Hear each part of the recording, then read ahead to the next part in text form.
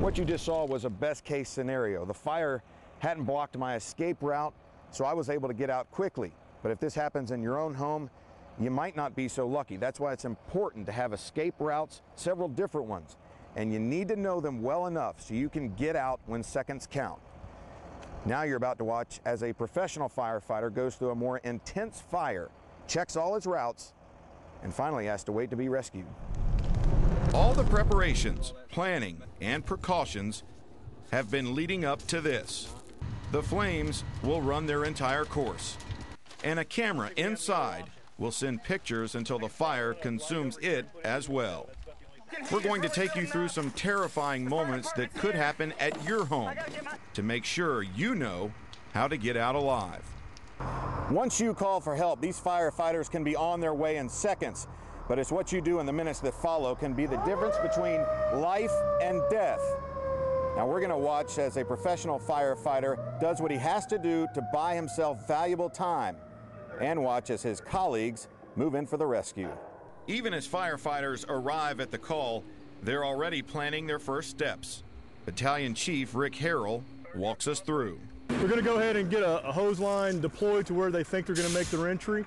They're going to give a good report to the next in engine company. They're going to do a walk around to secure all utilities and also try to find the seat of the fire and, more importantly, where that victim might be. Inside, firefighter Billy Keir is weighing his best chances for survival.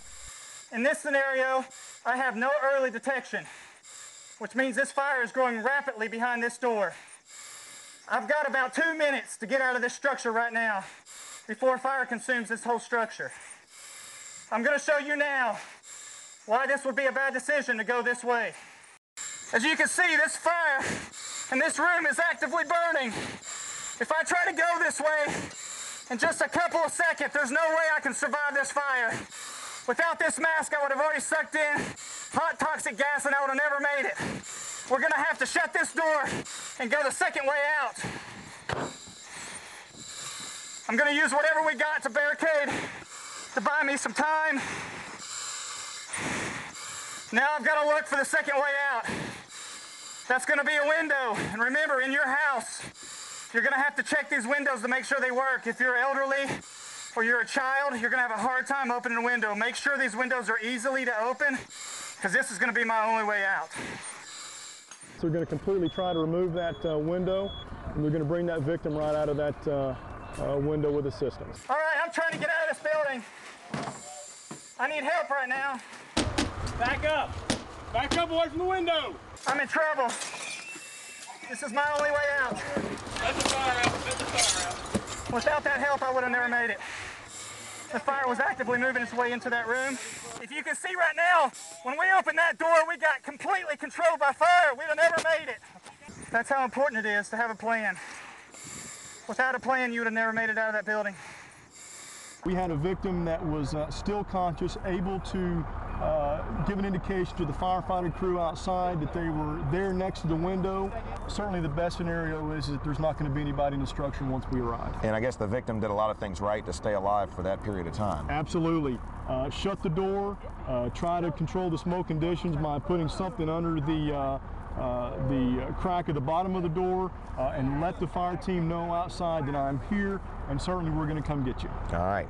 Even now, neighbors would only see a little smoke, but inside, the picture is much different. Barely a minute after flames first appear, the walls are on fire. After 90 seconds, nothing could survive. But this camera shows us something no living person would ever see. A scene all too familiar to firefighters. Flames consume a home, and with it, all the possessions, hopes, and dreams that once lay inside. This home will burn for hours, and firefighters will keep it from spreading, but there's still only one way for it to end. Another home going up in flames. No one was hurt, and firefighters hope what you've learned today will help you keep safe. For 10 News, I'm Russell Biven. This is a tragedy. Hello, my name is Rick Harrell. I'm a battalion chief with Rural Metro Fire Department.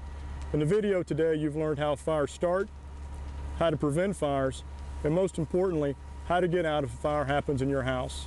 Remember, The goal of Rural Metro Fire Department and the Knox County Fire Prevention Bureau is to have this never happen again.